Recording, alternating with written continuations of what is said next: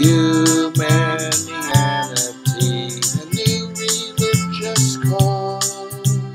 Humanianity, religion for us all.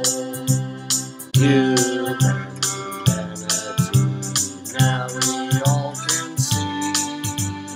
Humanity, how much better we can be.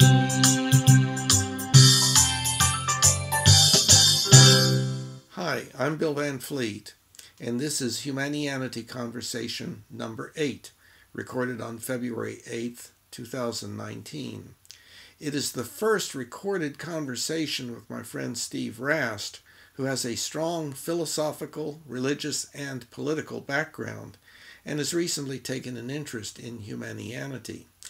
The conversation focuses on some of our recent experiences of tribalism in some local events, as well as some more general issues related to our tendency as a species to engage in and consider important punishment with very unfortunate unintended consequences.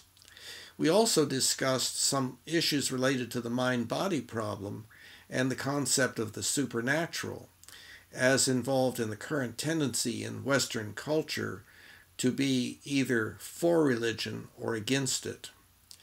We had significant technical problems in getting the conversation going, and unfortunately, the internet connection remained rather poor, producing hesitant video. So now that we've established connection, worked out some of those details. Have you had some idea as to what, with regard to Humanianity, you would like to pursue or discuss, or feedback to give, or questions, or anything like that? Did you have anything in mind? Well, I think the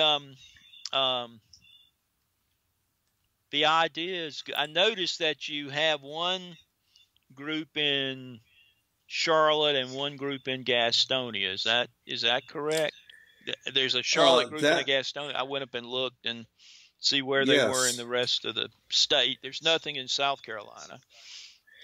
That's right. I think it's a great idea to get people looking, because what I found when I was involved in what was kind of loosely called the peace movement back in the late 60s, 70s, maybe early 80s, is a terrific amount of anger in folk. Well, you were frustrated, I guess, and because and what I found. No, you said you said you were frustrated. Well, I don't know. Did you mean me, or did you mean I don't know whether the you referred to me. No, you and the kind of generic you of the folks that were involved. A lot of the involved, very frustrated, very very idealistic, and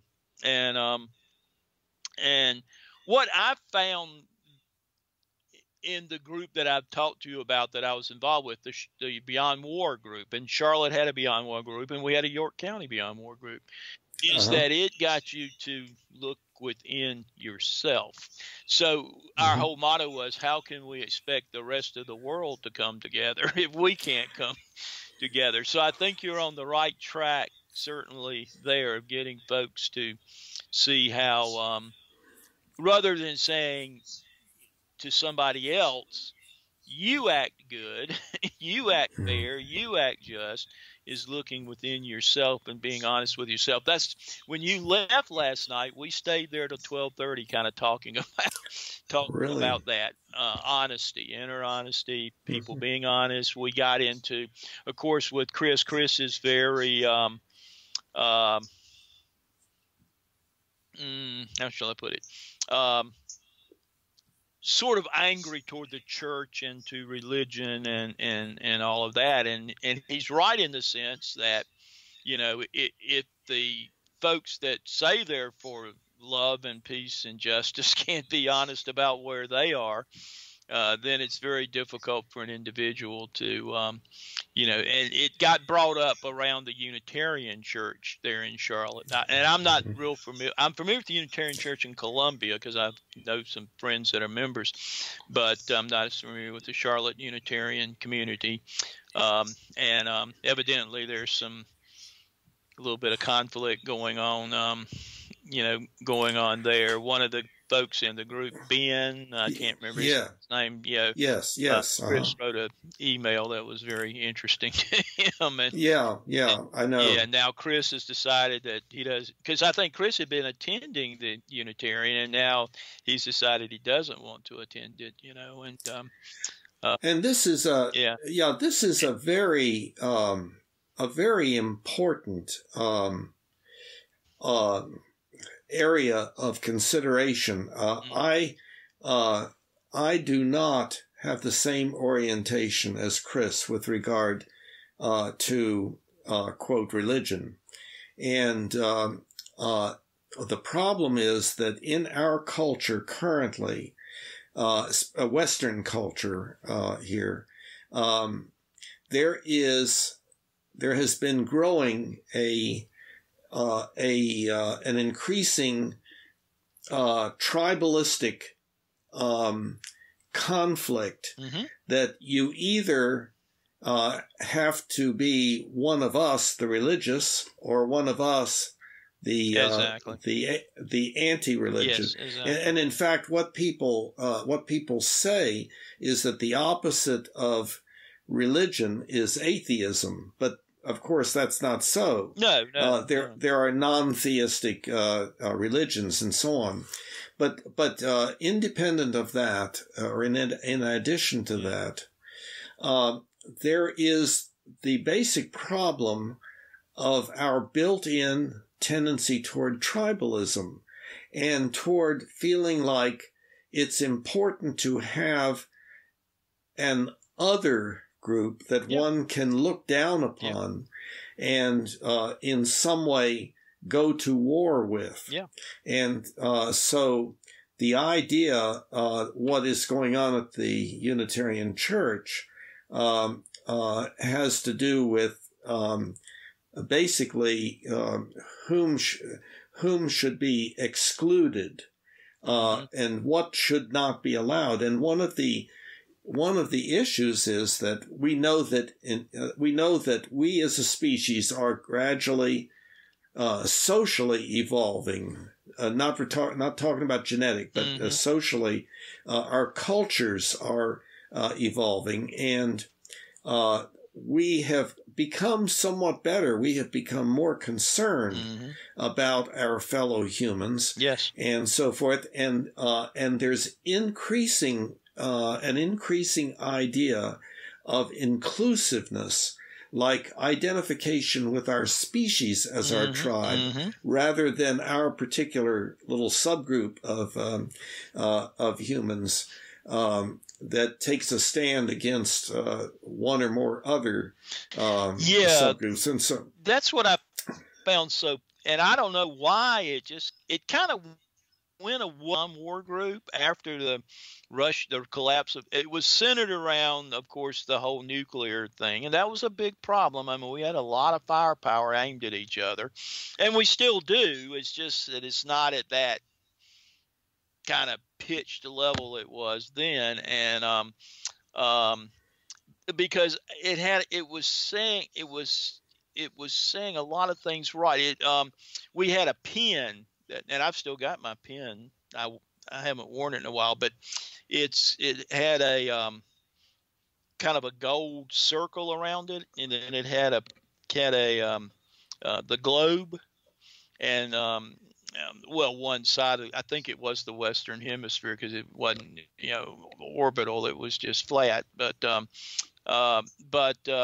it was that thing of spirit of goodwill to all, and there was a beautiful video we used that was done, the film from outer space, and I forget which astronaut it was, which talked about no frames, no boundaries. That was the title of the video. They did some excellent work with that kind of stuff. It grew out of a group. It started in Palo Alto, California, but they did some beautiful, videos and stuff. So I called the group kind of facetiously the Amway of the peace movement, because we would just go in people's homes and, show the videos, we would do BBs, and you'd put like one BB in a bucket, and then you pour a coffee can full of it. And the one BB represented all the TNT firepower in World War II. And then you would pour all these BBs. And it would go on. It seemed like, when I first heard it, it was like it just went. It's probably a minute and a half to pour the BBs, but it just seemed like it went on forever. And it struck some people, and I don't know why it didn't survive beyond because they had excellent thought, just like you. The people that were early involved spent a tremendous amount of time, and of course there was a good bit of money involved. We did the first space bridge between the United States and the Soviet Union when Gorbachev was before the collapse, and then we did 3 others, and we got some churches involved down here.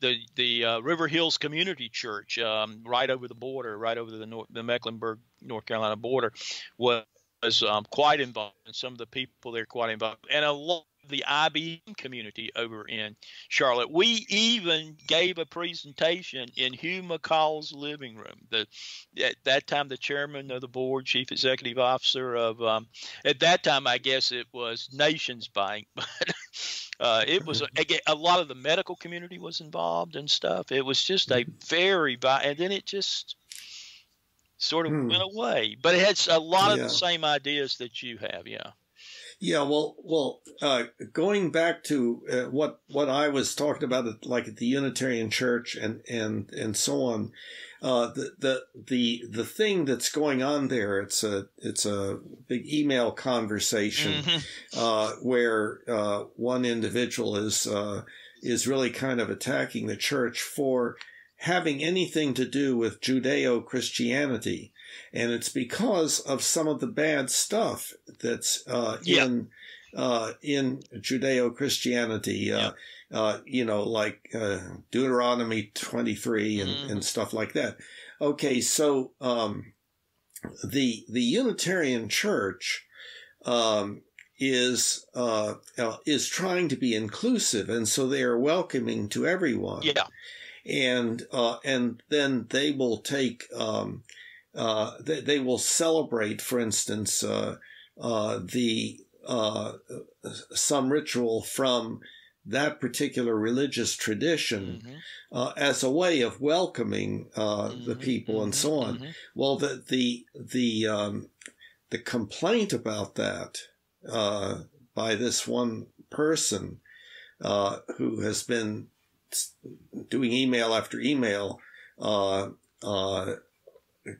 making this complaint, is that we in the Unitarian Church should not celebrate any religion that has any bad in it, which eliminates most of them. Yeah, well, all of them, really, all of them. Well, it's a cultural construct. I mean, religion, it's a part of our culture. And what I tell people too, that I think we kind of thought that we had kind of eliminated and become kind of a secular, society, and we've gotten rid of this religion thing, and we repressed it certainly to a great degree, but it's come back in a lot of, maybe not so healthy forms in various forms of religious fundamentalism and that sort of thing. Yeah. So you can't get rid of religion.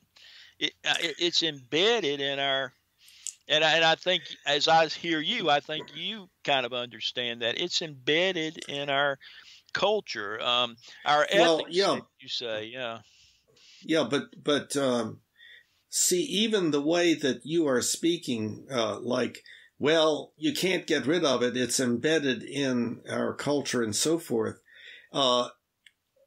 conveys a little bit of like, well, yeah, religion is a bad thing, and ideally we could get rid of it, but we can't, and so. No, it's but like, I'm not taking that position. No, it's to be See. appreciated, just like art is to be. I mean, religious literature and religious myth and ritual and symbol is to be appreciated, just like great art, great literature, all of that. I mean, it's Well, I go even further than that.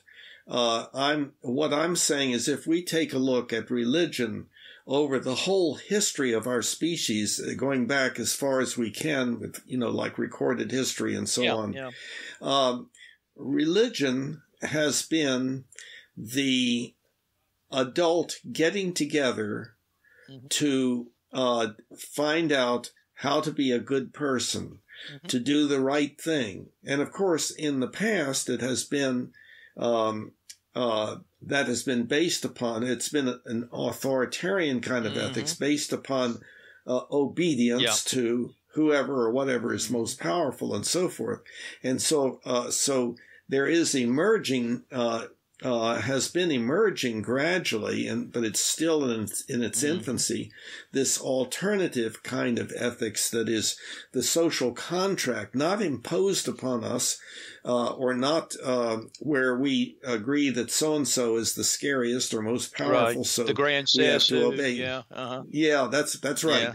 But instead, it is by everyone for everyone, and a good example of that, John Rawls, the veil of ignorance, where in setting up a society, ideally, the people setting it up should not yet know where they are going to fit in the society, so that, in other words, it is set up for everybody, for the equal benefit of everyone.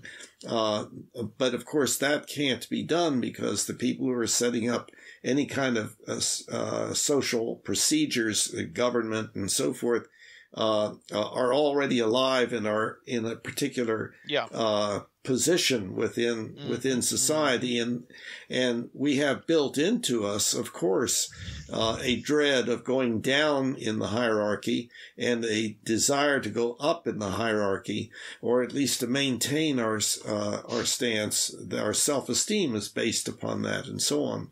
But so many people, I think, see us humans as, quote, victims of religion. And instead, a lot of pain I there, think but right. But I think that instead, the bad stuff is in us as hominids, right along with the good stuff. And so whatever we do, whatever we make, whether it's a government, or a particular religion, it's going to have bad stuff and good stuff in it. And hopefully, as time goes on, the bad stuff gets less and less, and the good stuff gets more and more. It was, I think, Reinhold Niebuhr, the theologian in the late 40s, wrote the book Moral Man in Moral Society. I mean, because in society, we take our little imperfections or whatever, or even great, and it gets aggregated into a pretty messy, situation. And so, are you speaking about Niebuhr now? Yeah, Niebuhr. Can you maybe be a little more specific? Well, that was I'm his sure. thesis. I read it like 30 years ago. Okay. That was his thesis. Well, the main idea. His main idea is that the small imperfections of the individual get aggregated in society, in culture, get aggregated into very intricate and messy, webs. In other words, there is more, for Niebuhr, I guess, there's more immorality in society than there is in the individual person, but each individual person contributing their little bit of bad behavior or whatever gets. And now we see that we see that in spades with the good and the bad of, say, the social um, networking and all that we that we have now. It's like one little thing just gets blown into a tremendous uproar and that sort of thing. So Yes. I think he was maybe onto something there. He was Yeah. interested in the church and our religion. Of course, he came at it from a Christian theological perspective, but he was, I think he taught at Union, I believe, in New York, but he was very interested in politics and religion and how that goes together. And of course, our thing now is to basically try to take religion out of politics, and that's really impossible if you look at religion in its broadest terms. And we see Of course. Yeah. exactly. And I think what I see is folks have, and I can understand that because I experienced a little bit of that myself early on, but that that pain of and the paradox of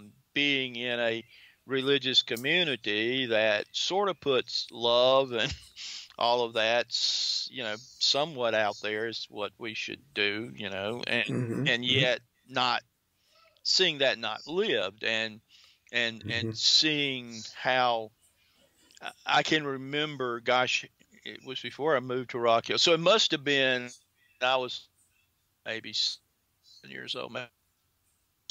My mother sent me down the street to this person, and she had this afternoon session or something. And I remember her taking a white handkerchief, and it must have been iodine or something, and putting it up to show the stained state of the human soul. And you hear that, yeah, that can be very, very painful. And I've certainly seen it in the Catholic community. Some of the folks that have both stayed and have left the church. A tremendous amount of pain with the guilt and Chris talks about this a lot. So evidently he had some very painful experiences, with religion and all that, because he talks about all they did was tell me I was no good and this sort of thing, and that certainly happens. It's not the spirit, as I told him last night. It's not the spirit of what what we kind of broadly call Christianity, but it's mixed because it's cultural, and you get all kinds of different, as you say, hominoids involved in it, and but I thought what was so beautiful last night with Chris, and I was the last one to leave. We were still talking, like I said, and he said, because he was talking about, again, the sign, all we can really know about this mystery called life is the natural world, and then in the end, he was actually using the words, and that if we want to find the face of God, we find that in the natural world. Now, I think it goes much broader than that, because I think there's a side that at best I would call non-rational, in the sense that we have experiences, or a lot of us do anyway, that you can't do experiments on like you can with science. In other words, verifiability that way. But they don't seem to be what a lot of people label as fantasies. They seem more real than even the experiences I've had in a chemistry lab or a physics lab, or using calculus to. I thought that was beautiful too, and I used calculus to use those formulas on graph paper to make a sphere and all that sort of stuff. But yeah, and it's just that what I find in most of the sort of curbside atheists I see here in Rock Hill is that's what they're reacting against a God that was never the God in any broadly speaking, in any religion I've ever read, because all of the religions at their root, I think, have this thinking about, because you're trying to answer basic life questions. And the basic life question, as the ancient philosophers told us, is what is it to live a good life? And we see throughout, and I can't say I've always lived the best life, but that is kind of the ultimate question, I guess, that religions, and you never, as I was telling Chris last night, in human existence, there is a deep mystery that, well, I can't say for sure, but it would seem to me it's not a mystery we'll ever completely solve. I mean, it's not a solvable mystery. It's a mystery to be lived into. And what I find is, even in people that are active in the church, for the most part, they're not too interested in that. And certainly the great religions have said that. They've said that those who are interested in the spiritual life, they said that in one way or another, those who are interested in that mystery of life, and want to, live into it and think about it, meditate on it, they're just few and far between, is what I've found. Yeah. So I find often when I have conversations, there's not many people I can have conversations on that. At least Rock Hill. But I find a sense of wanting to belong, because the Rock Hill Atheist group, I mean, they're doing stuff that you would see and they do that in the Nova Social. They have game. I think they got a game thing coming up. They had a covered dish last summer or something at Chris's house, because I read all the past events. And there's that sense of as we were talking last night, that's a big part of that, of the Unitarian, is that, gathering together, doing things in community, doing some social kind of justice work kind of stuff. And that's, and so those who have left the quote unquote kind of organized religious life, and I can certainly understand that, because it has a lot of problems in my view anyway. But, you try to have that sense of, or you're seeking, or some are seeking that sense of, belonging, being a part of something sort of greater than you are, and all of that. So you can't, and we really should get rid of that, because it's a part of what makes living worthwhile, I think. Getting back, what you've been talking about, I think, is related to what I have written about in book 3, namely the Mind-Body Problem book. Exactly. Yeah, and you have read that. And of course, the problem is it is very difficult to get those ideas across in any way other than the plodding process of going through the book and building upon concepts and so on. So it's not likely that anybody is going to understand you and me talking about that particular issue.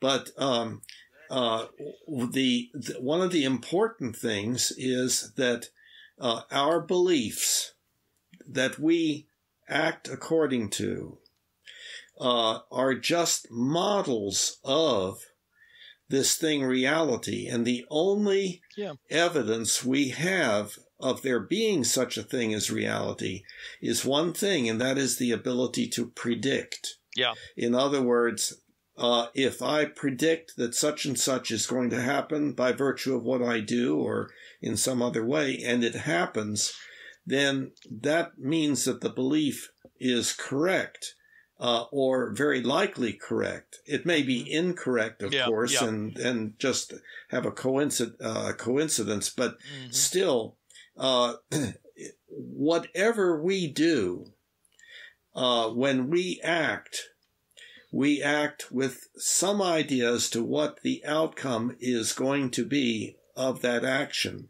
For instance, every time we take a step, we believe that we're not going to fall through the ground or the floor, that everything is going to go as predicted. Mm-hmm. And when we say something to somebody, we have some prediction as to what the effect will be on that person and how the person will respond. Mm-hmm. And when we get in our car to drive someplace, we expect that we're going to find what we're looking for by taking the right and left turns and so forth. So all the way from the most insignificant of our actions to the most complex, it is all based upon some idea as to what will happen if we do that. And yet, our beliefs are not reality. They are models of reality. Exactly. Just like our perceptions. Mm-hmm. And that's why, if there's, 2 or 3 people, sitting looking at an object, they each see something different because of their different perspective. Yeah. So whatever they're seeing is not the object, it's what's going on in their brain, so to speak, mm-hmm. which is different than what's going on in somebody else's brain. So what's going on in the brain is a model of that thing. And so, in a late chapter, I said it's kind of like there's a contest, there's a curtain, and people in the audience are participating in the contest, mm-hmm. and that is a contest to guess, to put forth ideas of what is behind the curtain is like. And so are you hearing everything okay? Yeah, I'm hearing everything okay. It's just okay. My earphones slipped down a little bit. I'm just tightening okay. a little bit. Okay. Yeah, okay. Fine. Okay, so each person says of what's behind the curtain. They say, well, is it like such and such? Mm-hmm. And then the response comes back, well, that's pretty good. And somebody else says, well, is it like so-and-so? Yeah, that's good. That's even a little better. Is it like such and such? That's not quite as good. But there's never any other answer than that's whether right. It is better or worse, and so on. Yeah, predication by analogy, yeah. Yeah, that's true. So then in the book, it clarifies that we have 2 kind of major sets of beliefs. We have our subjective experience, which is everything we experience, mm-hmm. and it is all that we ever know. Right. It's all of the things that we see around us, that we hear, all the things we feel, quote, inside of us, and so forth. And so we form models of that such that we predict what's going to happen if we do this, what's going to happen if we do that. And then there's and that's called in the book the subjective model. Then the objective model is what happens when we tell somebody something, and they say, no, I don't think that's right. And actually, no, you're a little bit wrong there. It really is such and such. And then we learn from other people what we are told, things that are happening way outside of our personal experience. And so that's the objective model. Mm-hmm. It is enables us, the more accurate it becomes, the more we are able to do. And of course, it started becoming real accurate with the rules of logic and the rules of evidence, giving us our scientific methods, or the scientific method that allows us to develop highly accurate beliefs. And so we start saying, well, this thing that you're looking at looks, quote, solid to you, but it's actually mostly empty space with nuclei of atoms and electrons out the length of a football field or whatever from the nucleus, and mostly empty space. And then what are those objects? Well, they're like particles, but no, they're not like particles. They're like waves, and so on. It gets more and more complex. So the models that we have, we can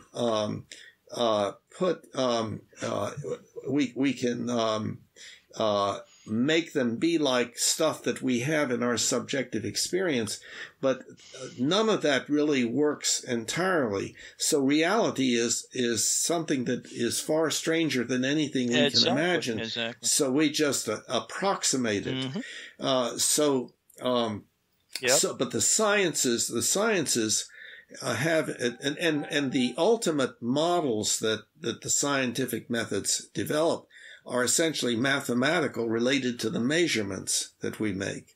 So they become mathematical models, and so if something, if the graph of a particular set of answers to a particular equation form some particular pattern, then that reminds us of something in our subjective experience that is equivalent. And so we say, oh, well, it's kind of like that.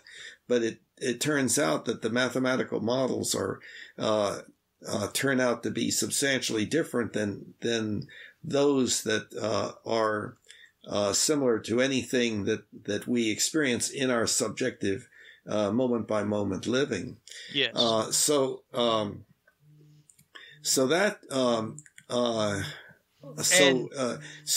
Wait, one other thing. Sure. Here is where I would propose something that is not it is something that many people would very much reject, who are taking the position that what we need to do is to get rid of supernatural beliefs. Well, what does supernatural mean? It means outside of, above, or whatever, those things identified in the natural sciences, physics, chemistry, biology, and so forth. And that being so, it becomes apparent when you think about it that the mind is a supernatural entity. Yes. It is not found anywhere in the natural sciences.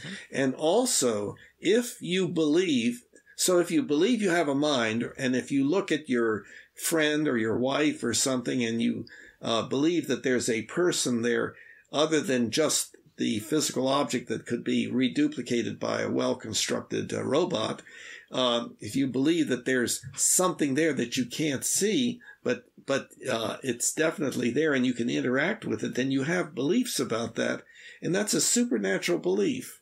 Oh. And then the other thing is, if you believe at all that you can ever make a choice about anything, that you can choose to do this or that, that's a supernatural belief, because the natural sciences are constructing the way, what the rules of the universe are that determine what happens, and that that what always happens. And of course, the ultimate goal is a theory of everything, which we're still trying to seek.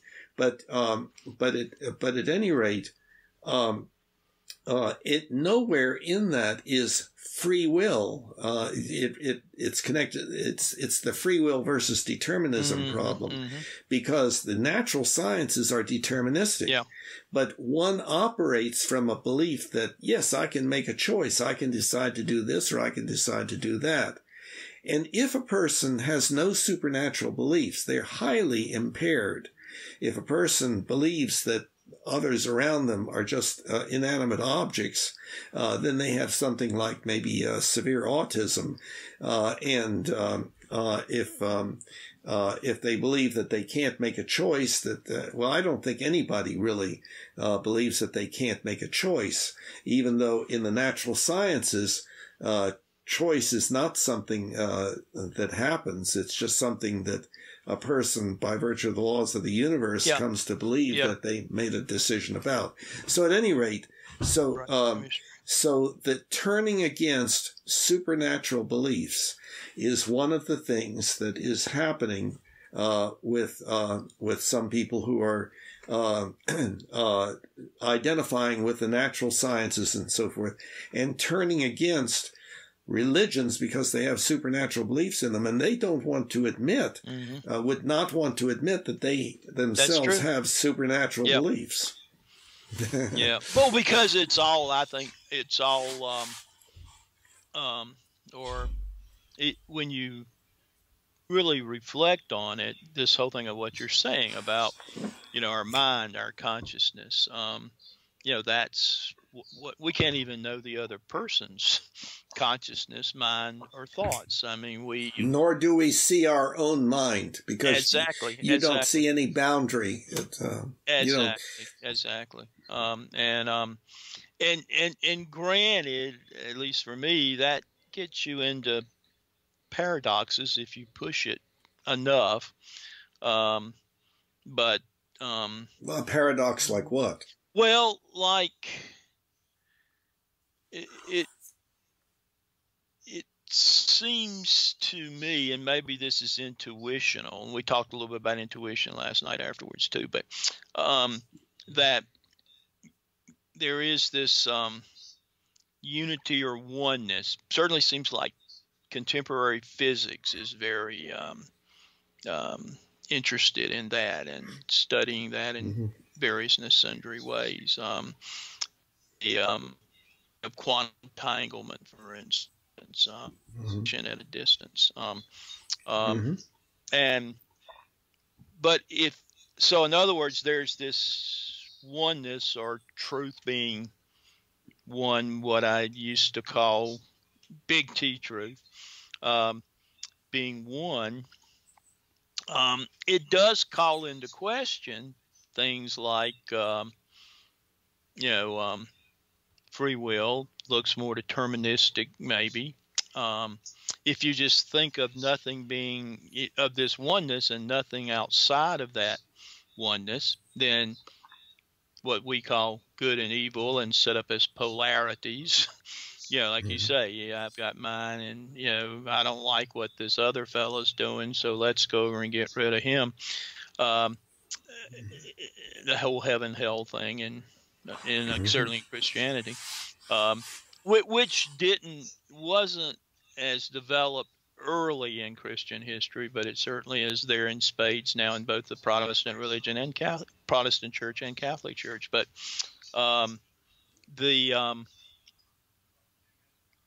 then all of that has to be in that oneness too somehow. So it's like sort of like Nietzsche said, if you like the joy, you have to take the sadness. It's just a part of that mystery that you say behind, what that reality that we can't know but can sort of point to. And we do that with words. We do that with literature. We do that with various religious scripture. We try to point, sometimes pretty good pointing, sometimes not so good pointing. I think what I see so much out here, especially in those who have kind of popularized what I would call kind of the popular atheist literature, Hitchens, Dawkins, these folk, is that they privilege this thing, what they call the natural world of real. They just almost don't see the mystery at the heart of it all. Or at least their writings don't. Their writings don't show that very well anyway. Let's back up for a minute, though. You have introduced a concept which I think may resonate with some of us, but I'm not sure at all what it really means, the term oneness. Yeah, I Can know. you... That's it. I mean, because it does get you into a lot of, certainly if you think about it logically, because we in our consciousness,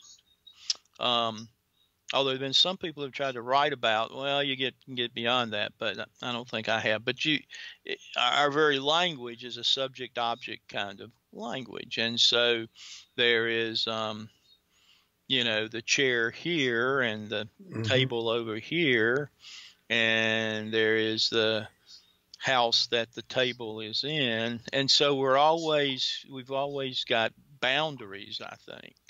To me, oneness is, in a sense, just no boundaries, and we can't even get beyond, most of us still, the whole thing of looking at the globe as no frames, no boundaries. We're having all of this. That's where I was last Thursday night, week ago, in the group with Great Decisions. We were discussing immigration on a global thing, not just the United States thing.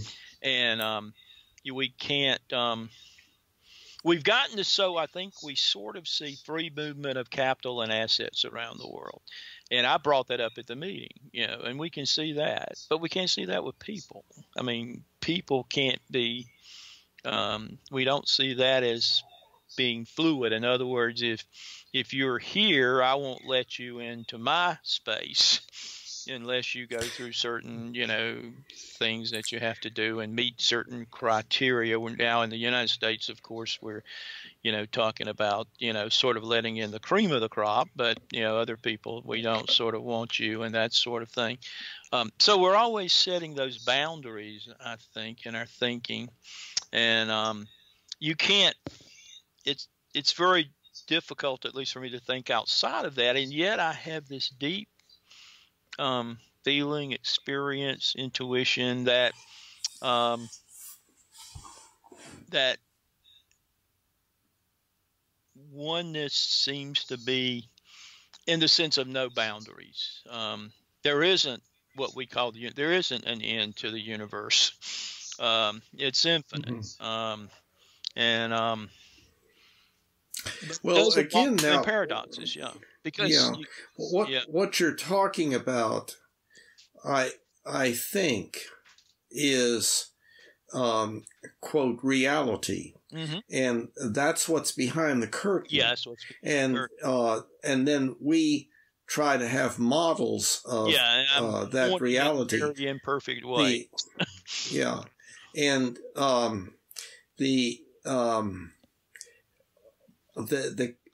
it is still not clear, at least in my mind, what you are referring to with the term oneness. But let me also mention unity. No, boundlessness is another way to. Some people have written about it anyway, tried to put it into words. I know, but still, in every religion that I've read, there is a mystical tradition, and there's a mystical tradition in Islam, Judaism, Christianity, Hinduism, Buddhism. Some have a greater emphasis on that than others, but that sense of the boundlessness of what's behind the curtain, that it is endless, that it is. And we're in it, and it's in us, and certainly religious literature has tried to get at that in words, and it's just very difficult.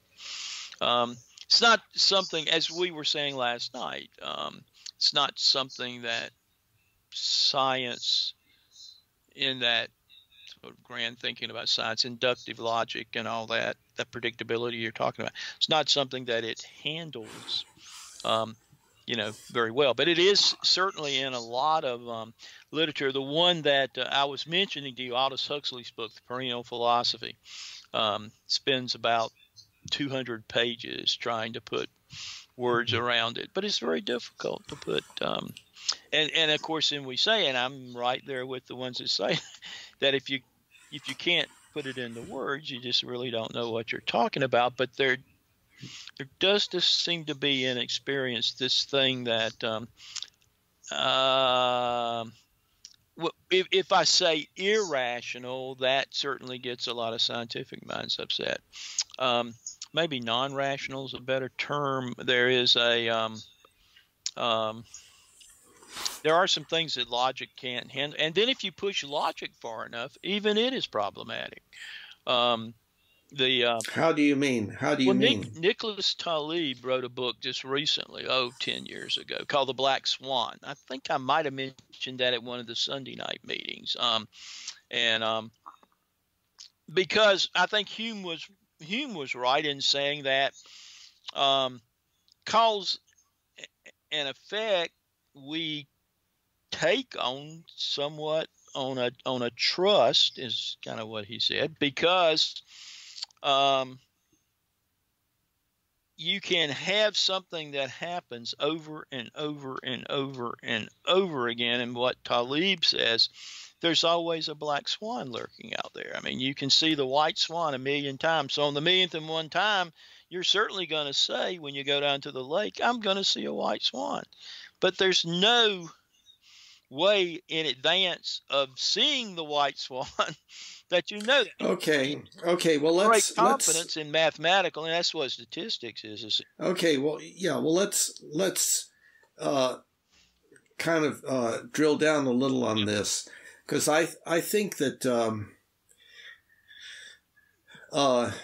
I do have a slightly different orientation about this. It's not real significantly different, and I think you would agree with my way of reframing it or stating it. What you're referring to is, in the first place, that any of our beliefs about what exists and so forth have a certain degree of probability associated with them. Yes. And we, independent of that probability, but ideally associated with it, would be the feeling of confidence that it is correct. But setting that aside,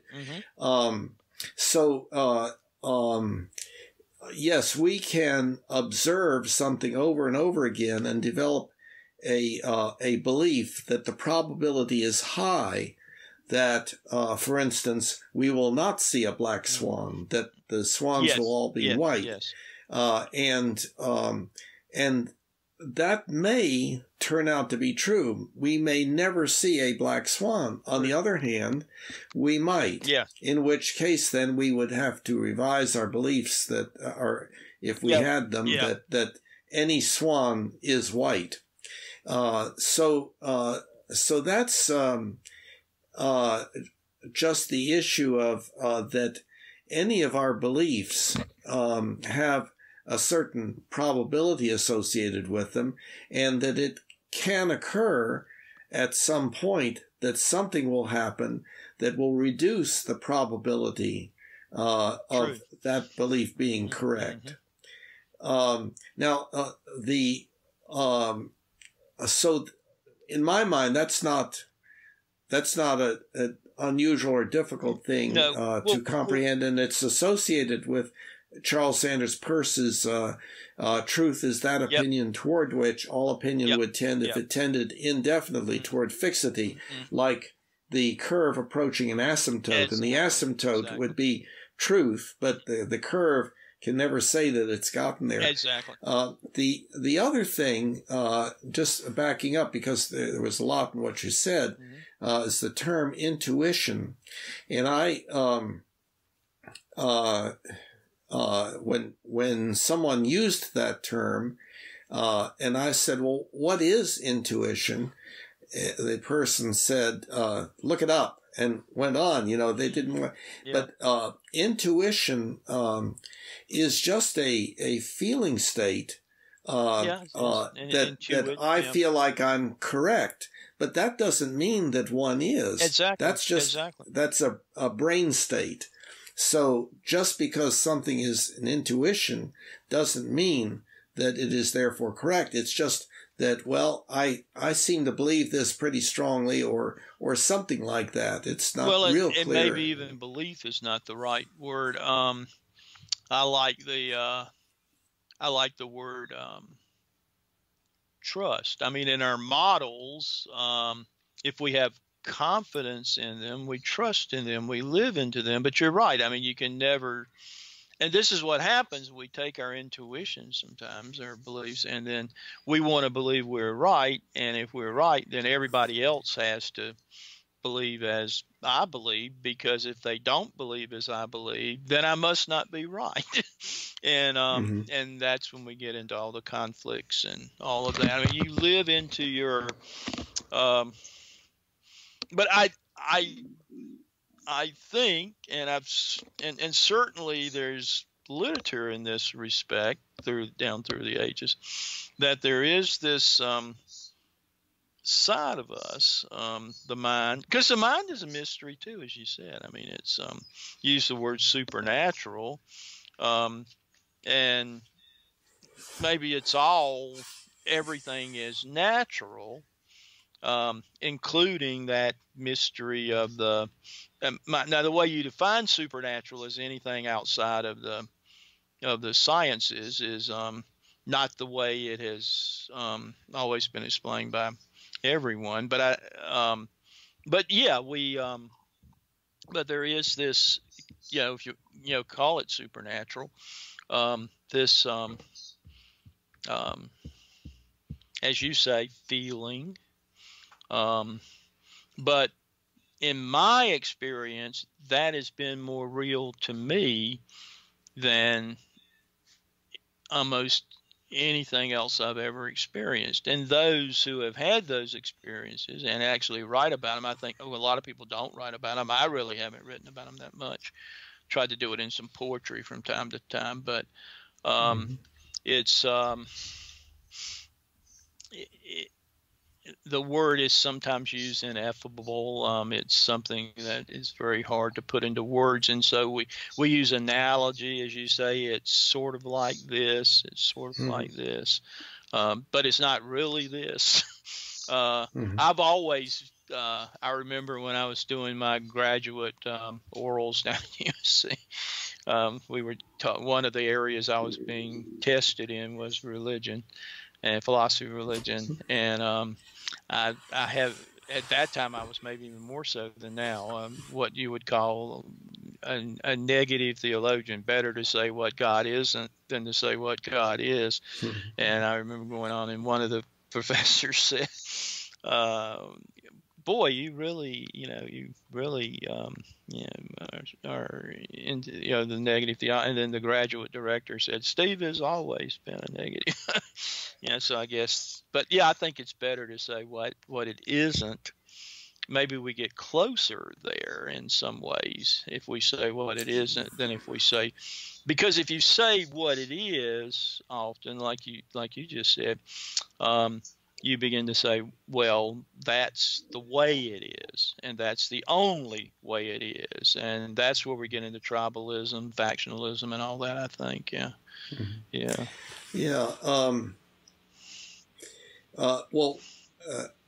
The way that I see this is that the concept of, quote, God, or gods, goddesses, something like that, it is, they are beliefs that have naturally occurred from very early in our species, that then become a part of the culture and become solidified. So then little subcultures or big subcultures will form around, well, this is the way the world is, and so forth. I personally don't have this feeling that lots of people do, that there is an entity that I would put the label God on, although I could find things to put a label God on, like everything that is, or love or whatever. Exactly. Exactly. But there's kind of a cultural expectation within many cultures that you will say that, oh yes, there is a God, or I believe there is a God, or in other cultures, well, no, that God business is doesn't make sense, or we don't believe it, and so forth, and to divide up and be against each other by virtue of that. And I think that again is a part of this tribalism that is deeply built into us, that causes all kinds of problems, and that to the extent that we can rise above that and be inclusive, like the Unitarian Church is trying to be, and welcoming of people who are atheistic, agnostic, theistic, various sorts, and so forth. I think that is a good movement, and the idea of developing a particular set of concepts and saying these are the concepts that you should have. Otherwise, you can't really be one of us, or we're not going to honor or respect you, and so forth, is not a good direction to go in. No. And that many of us have had experiences like what you are referring to. Exactly. Yeah. And now they and I would say that no matter what that experience is, that doesn't mean that it is an accurate model of reality, because, we can induce states like that with certain chemicals and so on. Sure. But on the other hand, the having of such a state is an important thing in one's subjective experience as a part of what makes life meaningful and joyful and so forth to oneself. Yeah. So I don't think people should line up against each other as to whether reality does correspond or doesn't correspond to that feeling that people can have. No, I think at least in my thinking, it's life is kind of a confidence game. It's you trust, but realizing that you could be all wrong. And I think so much in religion is that we, folks want to be right because it's dealing with a lot of ultimate kinds of questions that people have, and you want that, and you can in this human lived life, you just can't have that, and I think that's why a lot of people take it very serious, to the extent of just wanting to sometimes just destroy, just kill the other. Wars and crusades and inquisitions and a lot, and some of that, especially the Inquisition stuff, there was a lot of politics involved in that, and power politics and all that. Sure. Unfortunately. And I guess if you have a quote unquote institution, you're going to have all that structure and, of course, the politics that comes along with it. But and that is a part of our dominance hierarchy nature. We are a dominance hierarchy species. Like many species, like the hominids are, and other species also. They develop social hierarchies based upon who is more powerful than whom, and things of that sort. So that is built into us. The dominance hierarchy, the tendency to struggle for dominance and therefore to fight in primitive or highly sophisticated ways, and our tribalism, our tendency to come together as groups that have empathy for each other within the group, but reduced empathy for those outside the group, and even a feeling of fear and hostility toward those that are outside, seeing them as somehow a danger to us. So all of that is built into us, and the idea within Humanianity is that by this knowledge of ourselves, by increasingly understanding what makes us tick, we can develop some ethical principles that guide us to inhibit some of the bad stuff, some of the stuff that causes pain, suffering, disability, and early death, and enhance some of the other stuff that increases the quality of life.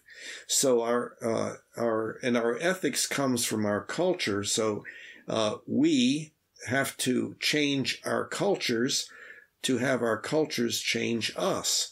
And that's why, as you were pointing out at the very beginning there, it depends on you and me, us, doing what we can, and in trying to make the world a better place. And by the way, just this may be sort of like a plug, but many people would maybe agree with that, but would they take the time even to mention to somebody else, you really ought to explore this Humanianity concept? Yeah, that's the thing. Although on the Beyond War, it was amazing to me at that time, the amount of people, and very prominent people in Charlotte, who were involved in it. And then there were others that were so frightened of it. There was a guy, retired executive at River Hills, and we did our thing. It was at the church, actually. And he said, I think y'all are going to win, meaning that sort of the elimination of nuclear. I think y'all are going to win, but I'm not happy about it. Yeah, well, what was the negative response? What is the nature of that negative response? Various, as I told you, outside mugs, not this past Tuesday, but the Tuesday before, this group in the church. I mean, in the Methodist church, they thought they thought we had to have, the apocalypse in order to have a second coming and all those things that folks kind of misread Revelation about, I think. But yes, you have that side. Well, there are certainly people that are frightened about the idea of the world coming together, because that seems to be, well, we're not only going to have a federal says who, we're going to have a world, says who. And this, what the main motivation is in people that produces that, I think, at least my thought right now is our oppositional tendencies. And in other words, we do not want to be, quote, controlled. Yeah. And some of us talk about the controllers that are behind the scenes that are,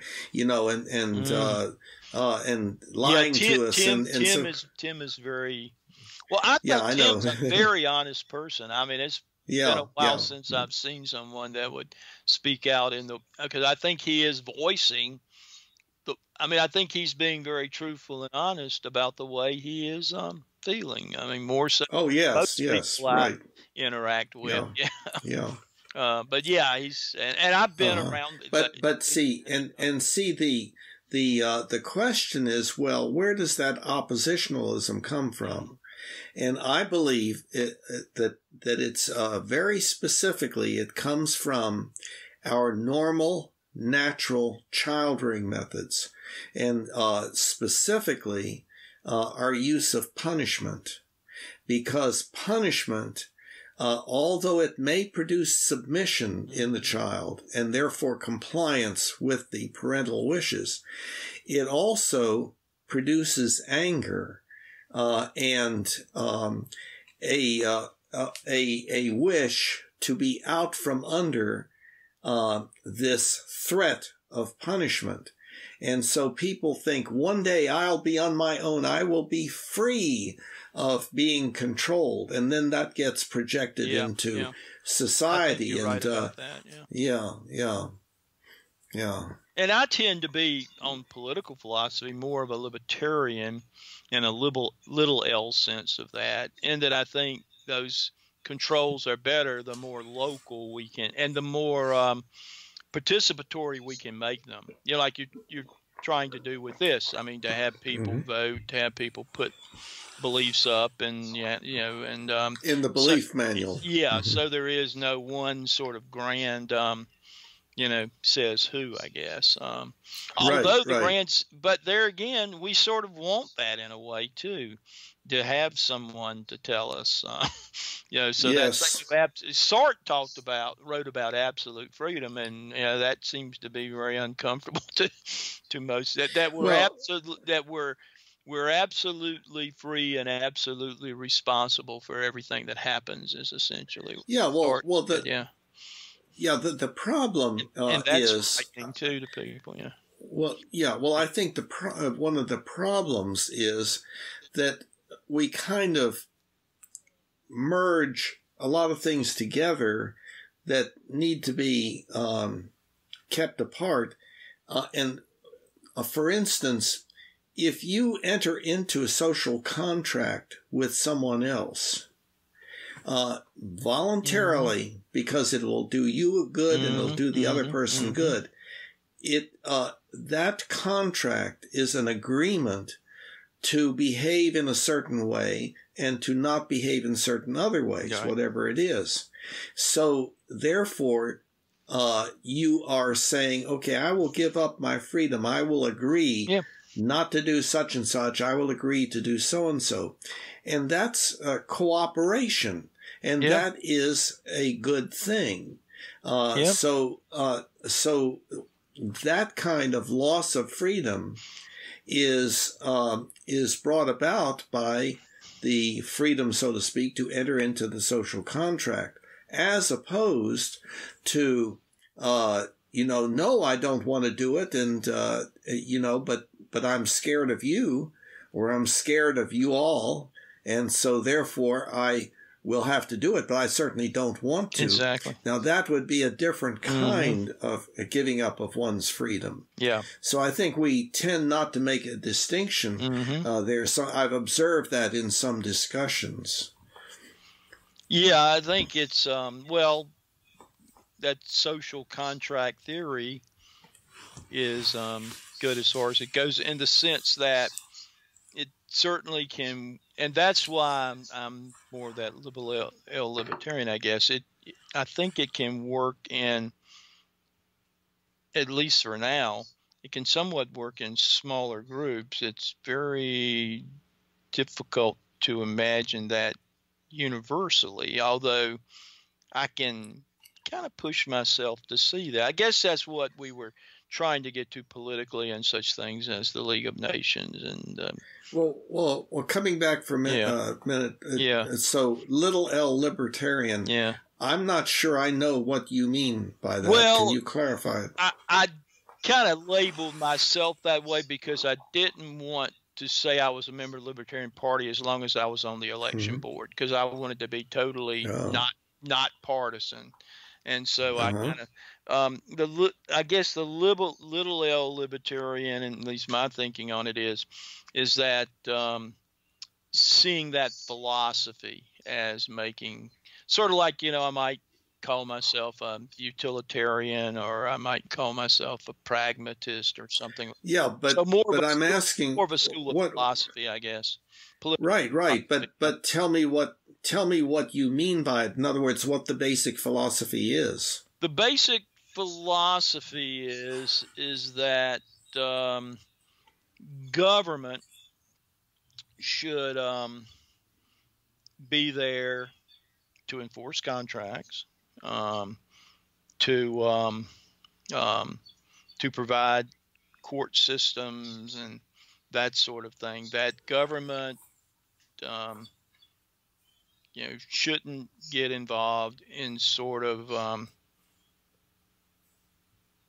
grand social programs and that sort of thing. And I I came to see the problem with that, especially regards federal money. Now, this is on a very micro level, but the kind of corruption, because I was on a board, public board, the kind of corruption, not that it's illegal necessarily, I guess, although it borders on that, but just the corruption to get these federal dollars, and then for the group to be very upset when the feds are getting upset about the way you use, and then to strike out at the folks who were supposed to be the overseers of these federal dollars anyway.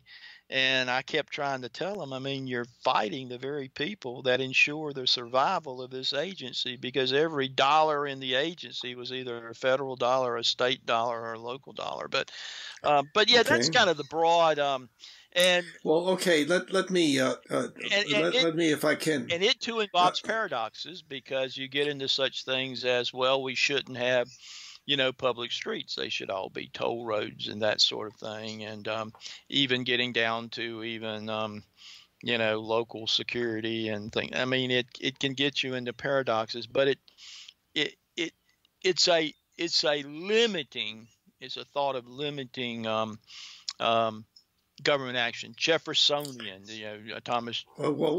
Yeah, but we're getting away from trying to coming away from social contract theory. Jefferson was very influenced by social contract, as was all of the founders of the country, very influenced by, what was going on in England, and especially, the Hobbesian and Lockean. Locke tends to have a lot of these ideas too. Okay, but let's get back to rather than examples in history and so forth, which I am not good at providing, and I don't know anybody listening to us. I'm not sure where they would be on that. But the idea of libertarianism, as I understand it, the basic wish there is to not be controlled. That to not be forced to do anything other than what one has decided I want to be forced to do, like to join in a contract and so on. So then the idea of the government having charge of something doesn't seem right to such people. Well, now that gets more into what I would call libertine philosophy, which is different than libertarian. Libertarian would say I should be able to act in my own sphere, in my basic territory, as long as it does not harm the other people. A lot of libertarians have extended that out even to of course the planet. And so there are libertarians now that are very concerned about the global warming and that sort of thing. You can certainly read those. And even some libertarians coming to believe that, that we will evolve into some kind of more national kind of health care and that sort of thing. Now, certainly there are libertarians that are more in the mode of what you're thinking, but I think a lot of, just like anything else, a lot of libertarians have not really strongly read libertarian philosophy. They probably have read the platform of the Libertarian Party. There's a strong libertarian group over in Mecklenburg County. I've been to a couple of these meetings, but not recently. But and where people will come down to you is, well, yeah, that sounds great, Steve. If everybody, didn't want to harm the other and, and wanted to do the quote unquote right thing, then yes, we could certainly have a libertarian world. And there's truth to that. So, I mean, we need,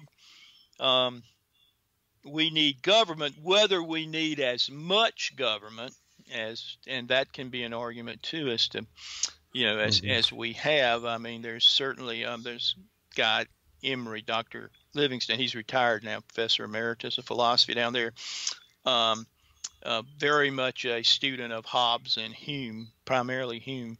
But his thesis is that the country as we have it today is just too large to have self-government. People are, I just talked to a person today and on the phone this morning, and he said, well, Steve, I guess all we have is our vote, and that doesn't count for very much now. And that's where a lot of people, they just feel sort of powerless in the whole, and it's that whole thing of Niebuhr again, moral man in moral society. I mean, it's very difficult to have political dialogue today. I mean, sort of honest political dialogue, because we're so fractured and everything. Yeah. So the libertarian, the little L libertarian, and I guess, and maybe it's my mode of libertarian, but it's the way I understand it as I've read about it, is that you would have self-government. What does that mean? Well, what is the self?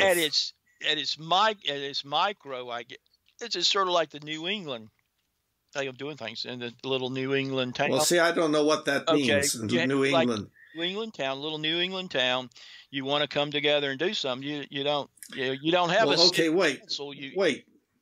Greek populace, the Greek populi, vox populi. I mean, everybody. Wait.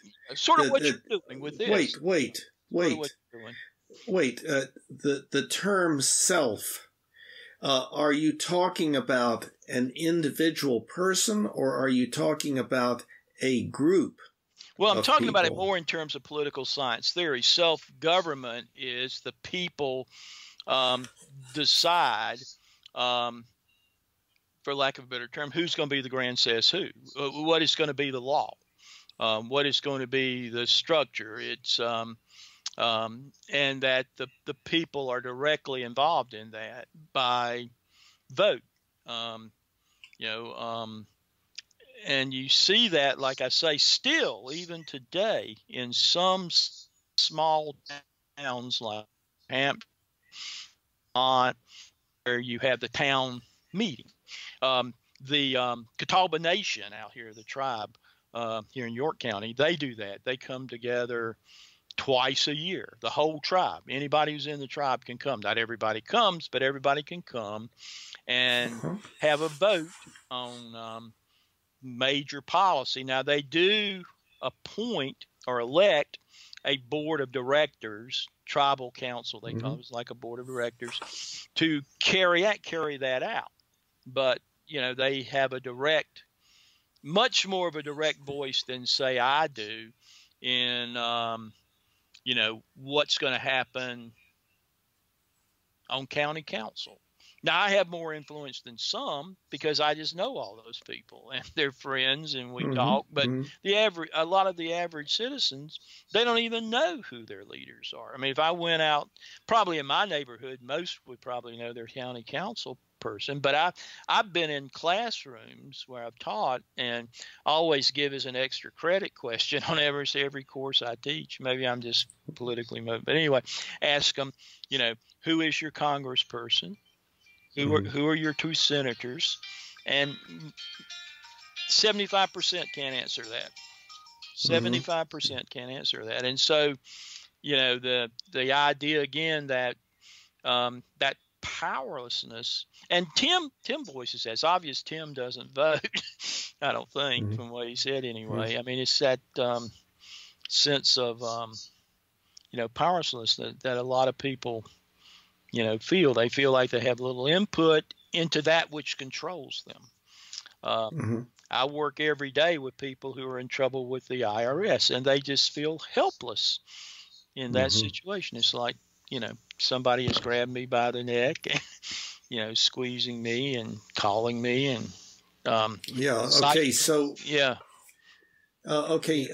Now, I don't know whether you've read book 3, Yes. not book 1, I guess. I've read part of book 1. I haven't read all of book 1 yet. I'm working on that. Okay. In book 1, it talks about rational ethical anger prevention, rational ethical child rearing, rational ethical government, and so it presents some principles there of a drastically different way of doing things than the way that we're doing them currently. Well, pretty drastically.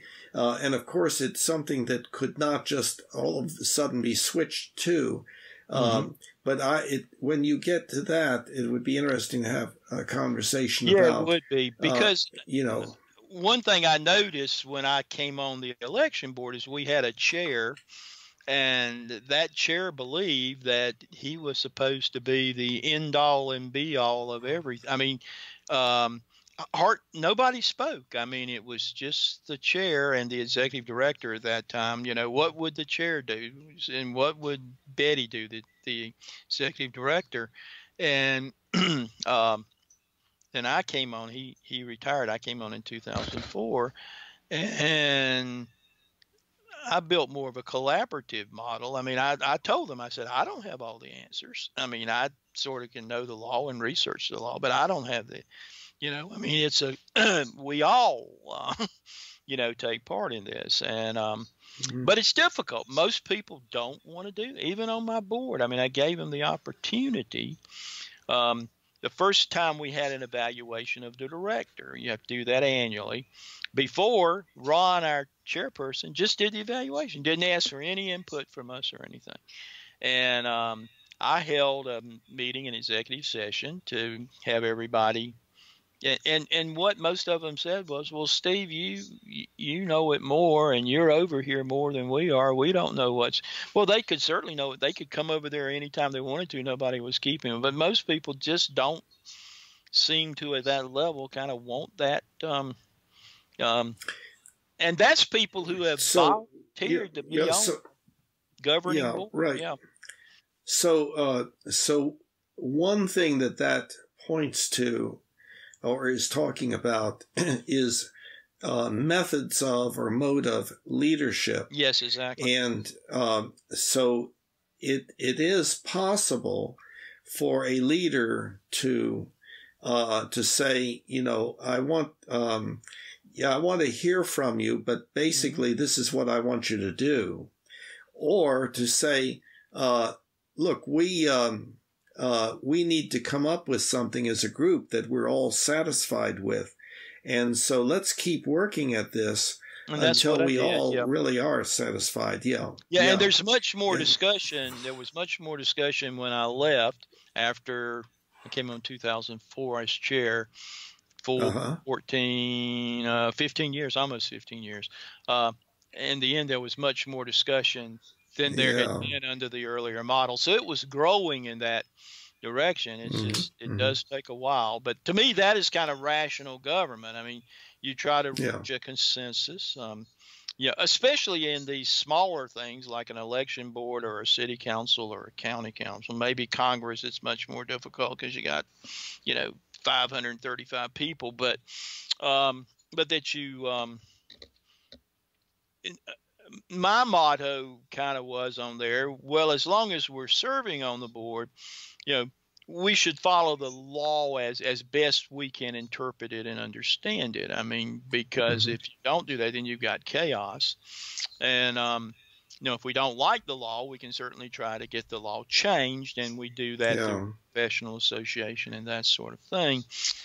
So what we're talking, what we're talking about is again this basic difference between like authoritarian leadership and rational ethical leadership that is on the model of the social contract, and under those circumstances, the social contract, the social group puts a person into place to maintain the functioning of the group such that the effort is toward everyone being satisfied. Mm-hmm. So the question, of course, is whether we can, as a species, develop a culture that is of that nature. Mm-hmm. And of course, we are far, far from that. We still are primarily authoritarian ethical. Mm-hmm. And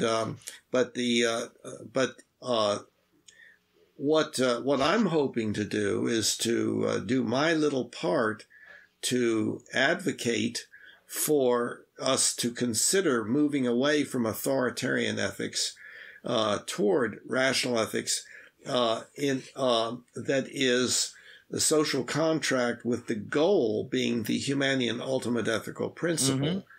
And, that we should do that which will promote not only the survival of our species, but also as much joy, contentment, and appreciation as possible, mm-hmm. and as little pain, suffering, disability, and early death as possible mm-hmm. for everyone now and in the future.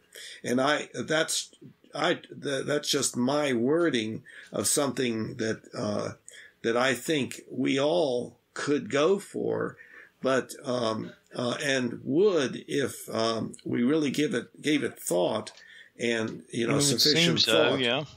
Yeah. But of course, we have a long, long way to get there. I'm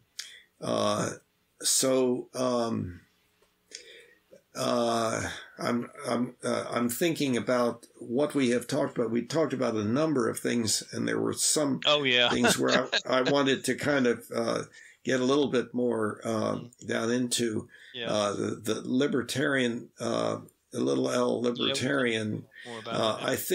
I think we could delve into that more, but we're probably running out of time for today's conversation. Certainly those that have written about it, like in Jefferson, I mean, if they could, they would certainly say that it is a rational, model.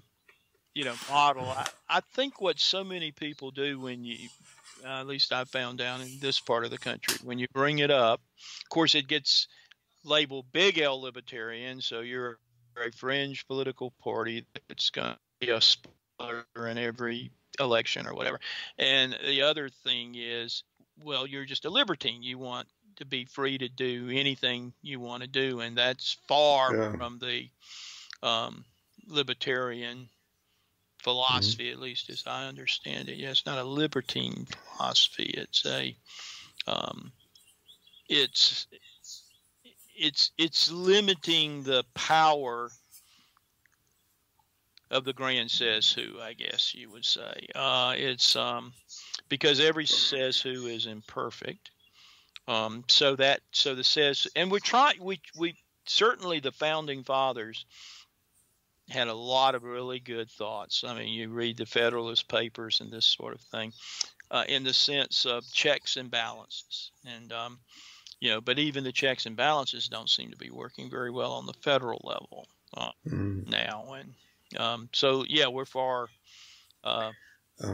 from heaven, as we might say, yes. Mm-hmm. Mm-hmm. To label that movie that was on at one time. Yeah.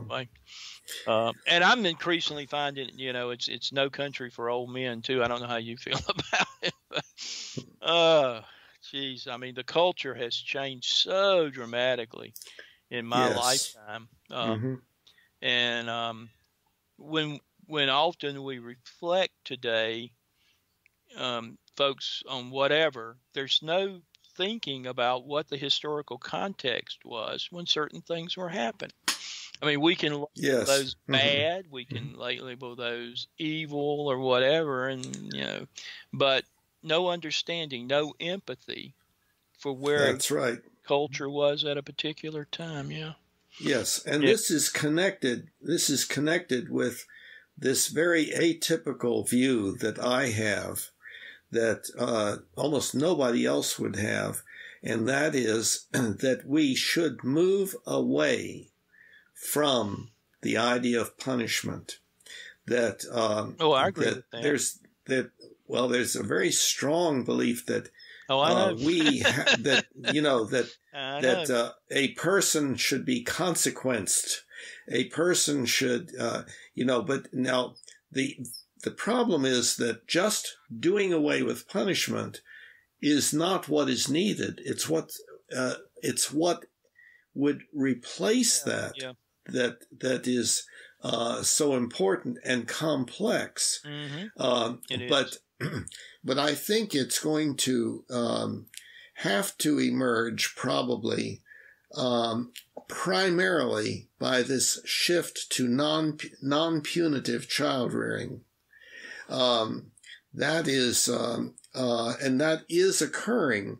Books coming out on quote positive discipline. And I always point out that people, if the title were non-punitive child rearing, nobody would read it. But they will read something like positive discipline because they think, yes, I can discipline my child. I can consequence my child. Otherwise, my child will run out into traffic. My child will put his hand on a hot stove and so forth. And in the rational ethical child rearing chapter, it does talk about an alternative model to the standard model. So if and when you get to that, it may be interesting to discuss that. Well, we've gotten away from that in schools. I mean, you don't have the corporal punishment now like you. Although there's certainly people that advocate for that to come back, but yes, but you don't. But also, but I'm not talking about corporal punishment. I'm talking about like anything that is done to make the person suffer because the person has. Yeah, that's right. That because the person has done what you don't want. And so aversive conditioning. Yes, aversive conditioning. So and so people. Time out is better than spanking, to be sure. That's what time we out. did. That's what we did primarily. But time out is most likely to be another example of punishment because it is isolating the child. The child feels isolated and feels bad. Because and not included, excluded, and so those are bad feelings for the child to have. So there are alternatives, but I think people assume that no, you have to make the child feel bad. Like for instance, that's what happens outside the family. So you got to do it to the child, so the child will know what will happen if they do something bad, in quotes, outside the family. And I don't think that that's correct. I think that you can, within the family, be non-punitive, but help your child to understand, look, out there, this is the belief that our culture has. And so it is a good idea to recognize what is happening, because it can happen to anybody. You can make a mistake out there and then because of the mistake be punished and so on. But we here in the family want you to have a good life. And so we're not going to do that. And if it seems like that's happening, then let's discuss it and so on. That's not normal, natural child rearing by any means. And it is not at all easy. It's not, Well, I think we could start by just going through here, even in South Carolina, going through the penal code and eliminating a lot of stuff. But there would have to be something in its place. But we criminal because of fear again. I think we criminalize much Now we're getting away from that. I mean, certainly we have a pretty enlightened solicitor's office here in York County, and you do pretrial interventions and all this kind. So we're trying, from the criminal law standpoint, we're trying to do better. But there is this idea that people, well, it's that whole thing again in the Catholic theology. You go to quote unquote confession. Now we kind of call it reconciliation, but is that right? Yeah, it's been changed. And you've got a choice. You don't have to go behind the screen. You can just kind of talk to the priest, just like we're talking today, one on one. But then there's got to be that penance at the and that is where a strong belief in penal that from and all of that. I'm sorry. That's where I'm sorry. The word penal from penance. There's got to be, but now the priests they kind of see the problem with that, and they have trouble now.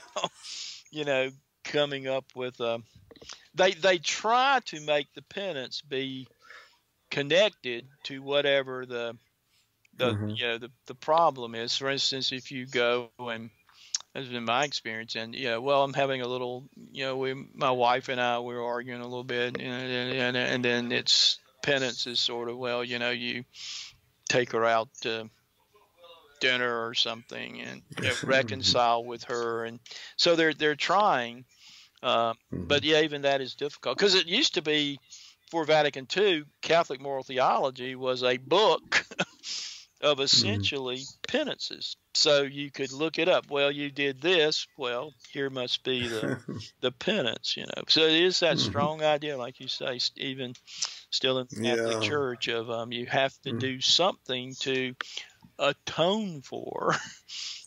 Yes.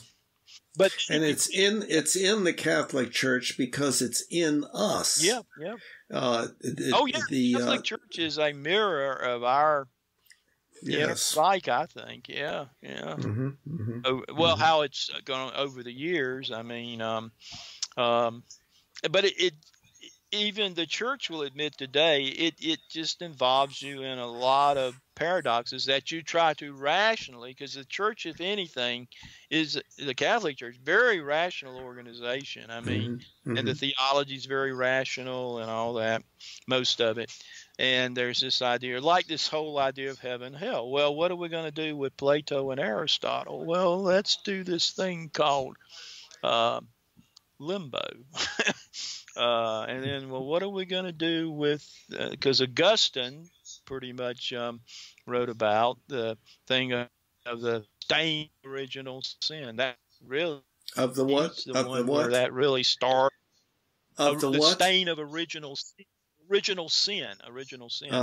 And well, but what do we do about a baby who dies at birth? And so, and we have to come up with a state for them to be in. And well, what about the fact that none of us are perfect? Well, let's do this thing called purgatory. And so it's this kind of way of trying to rationalize around this thing of still wanting to keep that heaven hell dichotomy, but yet reward and punishment. Make a lot of loopholes, like we do in law. Really, make a lot of loopholes to kind of try to resolve the paradoxes, and I think punishment's kind of the same way.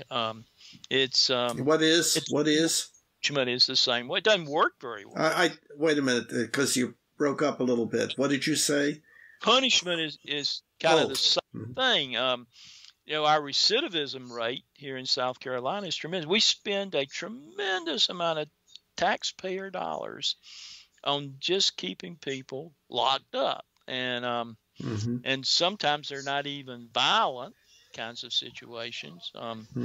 I think with very violent people, you have to do some kind of separation out of the immediate culture, but it doesn't have to be a punishment. So it doesn't have to be like a French penal island or something. I mean, we can make, and what I refer to there is quarantine. Yeah. In other words, if a person is dangerous to others by virtue of some organism he or she is carrying, or by virtue of some tendency to to cause problems to others, then it may be appropriate to quarantine the individual. Mm-hmm. What is unacceptable to many people is to say, okay, we want to make that person's life as good as possible within that quarantine setting. We want to empathize with the person and give the person an opportunity to really work on, if it's the psychological behavioral kind of stuff, to work on reconsidering certain things or gaining self-control over certain things and so on. But people say, well, no, the person has to suffer. You can do rehabilitation, but the person has to suffer. They have to pay for what they did. Penance. And that's not just, penance, right, right. Yeah. And that, I mean, that's a prevalent view. Some of the European countries are moving beyond that. I think Norway is one that's pretty, guess you might call it, quote unquote, progressive on this. I mean, they pretty practice, even on very violent people, they practice the quarantine, but it's not a punishment. I mean, they develop community within those folk, and oh, you're breaking up. I'm not. You broke up then. Everything froze. Yeah.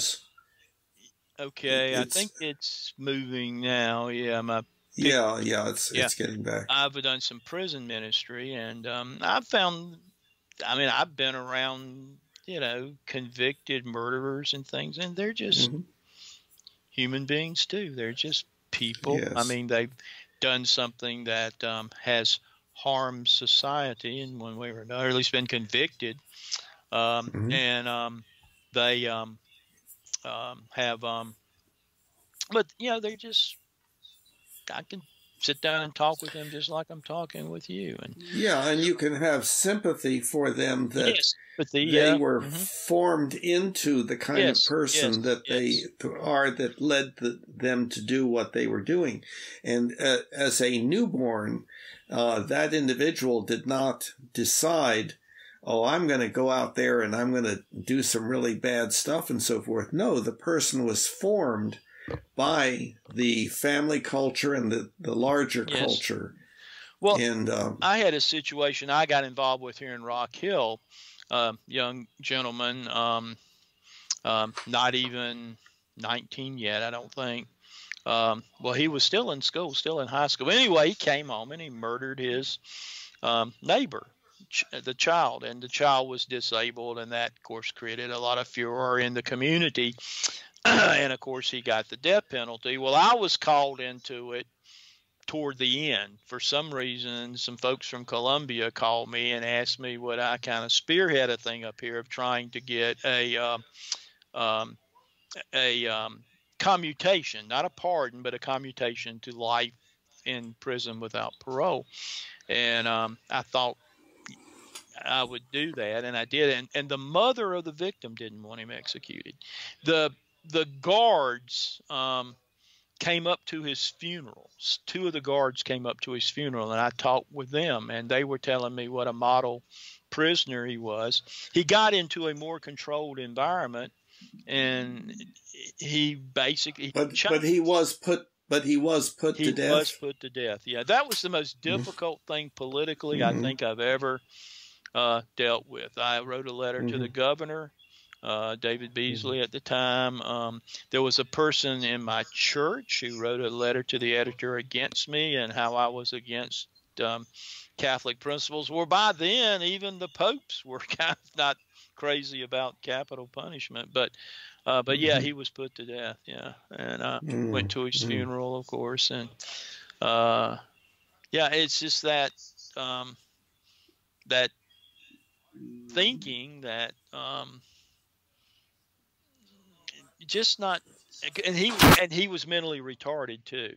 He was mentally, so if it had been a few years later, he wouldn't have been executed, because now we got a federal thing. You can't execute mentally retarded people. And he was obviously mentally ill. His defense lawyer told me he thinks that's why he got the death penalty, because the jury was so afraid of him, the way he acted out in court and that sort of thing. And and we're uncomfortable with that because we have the Monalton rule.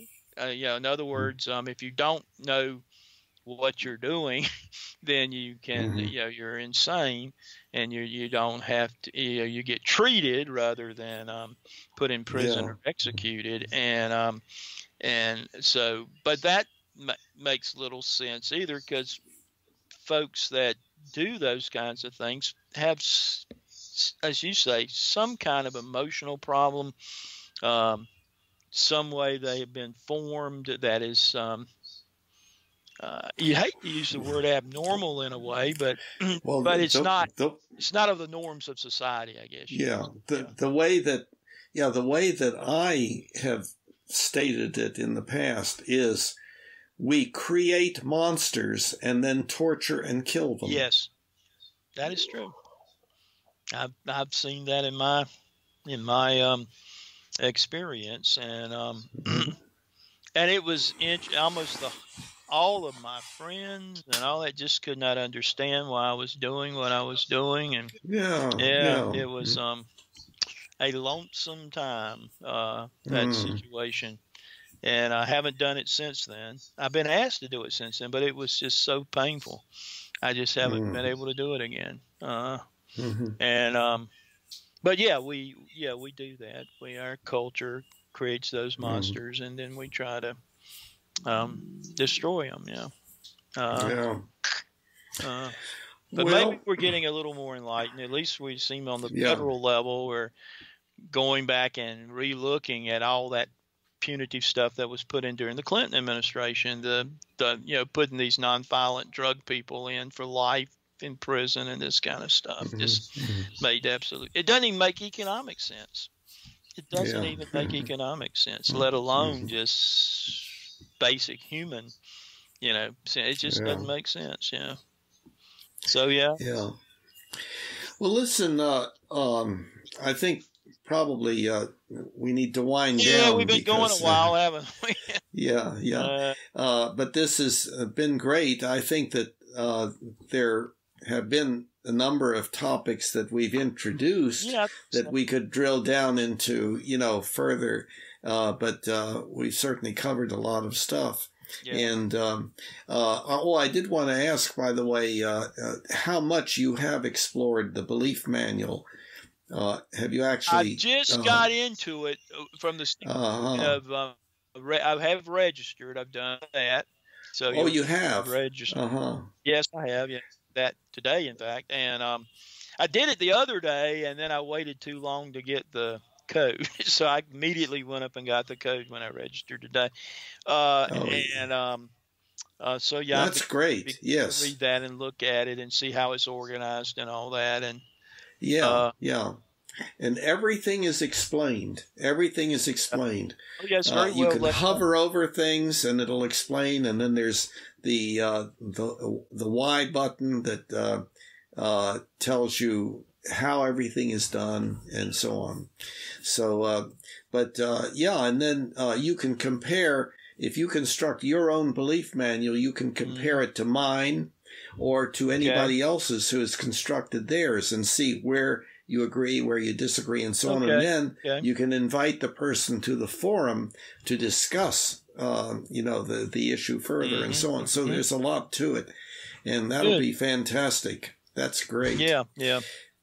Okay. Well, been good. Well, we had technical difficulties, but we survived. About an hour and a half after the technical difficulties. One thing I noticed on Tuesday nights is that you have a different group there almost every time. Well, I hadn't been. Yes, that's true. I've only been there 3 times, and it just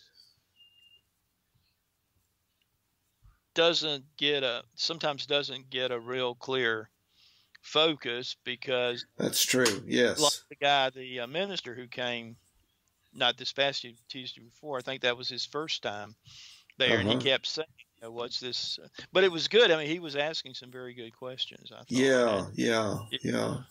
Well, I'm hoping the group will grow, and it's fantastic that you're coming, and And then maybe you can invite some other people and so on, that might be interested. Yeah.